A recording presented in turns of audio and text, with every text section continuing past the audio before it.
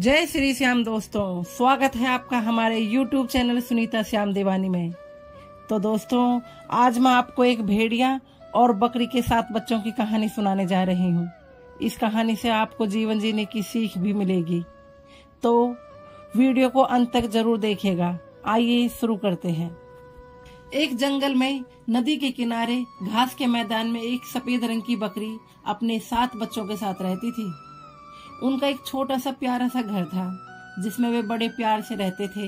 बकरी अपने बच्चों के खाने पीने की व्यवस्था करती और 7 बच्चे जंगल में खेलते, नाचते, गाते, उछल कूद मचाते। उनके दिन बड़ी खुशी से गुजर रहे थे। एक दिन बकरी ने देखा कि जंगल में एक खतरनाक काला भेड़िया आ गया है और उनके बच्चों को खाने की फिराक में है। तब से उसने अपने बच्चों का घर से बाहर निकलना बंद करवा दिया। वे सब दिन भर घर में रहते। बकरी अपने बच्चों को हर समय अपनी आंखों के सामने रखती। एक दिन बकरी को खाने की व्यवस्था करने बाहर जाना पड़ा। जाने से पहले उसने अपने बच्चों को हिदायत दी, मेरे प्यारे बच्चों, घर से बाहर मत निकलना। खतरनाक भेड़िया आसपास ही घूम रहा है। कोई भी दरवाजा खटखटाए तो बिना पूछे दरवाजा मत खोलना। ये काला भेड़िया है, इसके काले पैर हैं और इसकी आवाज कर्कश है। यह इसकी पहचान है। दरवाजा खटखटाने पर ये जरूर देखना। इतना कहकर बकरी चली गई। 7 बच्चों ने घर का दरवाजा अच्छी तरह से बंद कर दिया और अपनी माँ के लौटने का इंतजार करने लगे। भेड़िया घर के आसपास ही था। उसने बकरी को घर से बाहर जाते हुए देख लिया और बच्चों को खाने के लिए उसके घर पहुंच गया। घर का दरवाजा बंद था। उसने दरवाजा खटखटाया। एक बकरी का बच्चा दरवाजा खोलने के लिए जाने लगा तो सबसे बड़े बच्चे को अपनी माँ की बात याद आ गई और उसने उसे रोक दिया। फिर अंदर से ही पूछा, कौन है? मैं तुम्हारी माँ हूँ मेरे प्यारे बच्चों, भेड़िए ने उत्तर दिया। बकरी के बच्चे उसकी आवाज को पहचान गए। वे बोले, नहीं, तुम हमारी माँ नहीं हो। हमारी माँ की आवाज मीठी है और तुम्हारी आवाज कर्कश है।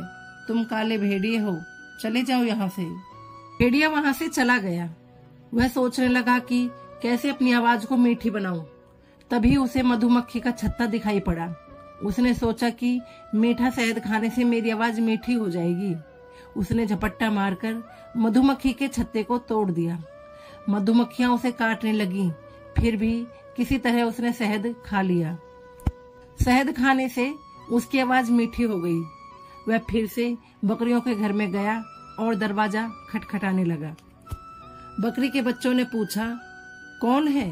भेड़िया मीठी आवाज में बोला, मैं तुम्हारी माँ हूँ।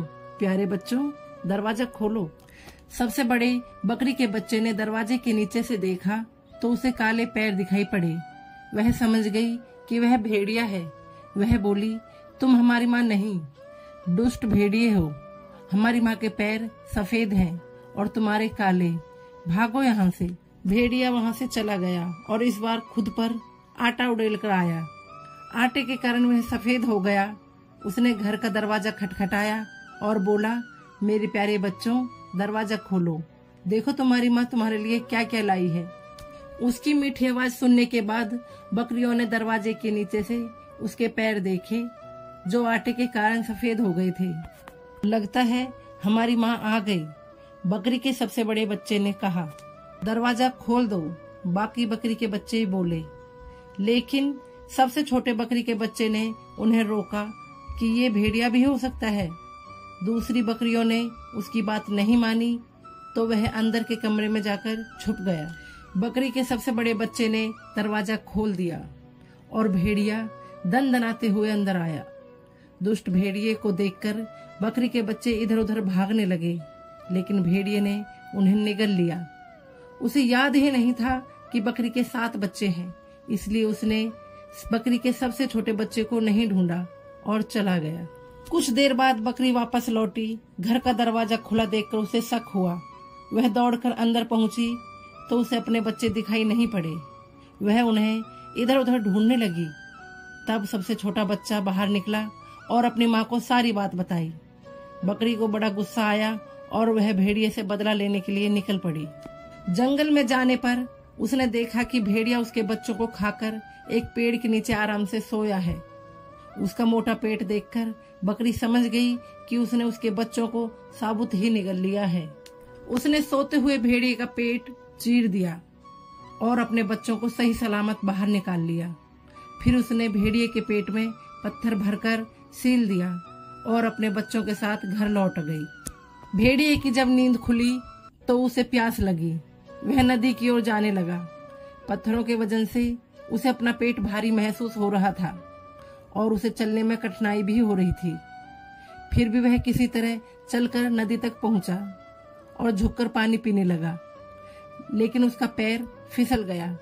वह नदी में जा गिरा और पत्थरों के बोझ के कारण वह नदी के पानी में डूब गया। बकरी और उसके सातों बच्चे खुशी खुशी रहने लगे। तो दोस्तों, इस कहानी से हमें यही शिक्षा मिलती है कि बुरे काम का नतीजा हमेशा बुरा ही होता है। इसलिए हमें अपने जीवन में ऐसा कोई कार्य नहीं करना चाहिए जिसका नतीजा हमें बुरा मिले। तो दोस्तों, आपको ये कहानी कैसी लगी कमेंट करके जरूर बताएं और हमारे चैनल को सब्सक्राइब करना ना भूलें। जय श्री श्याम।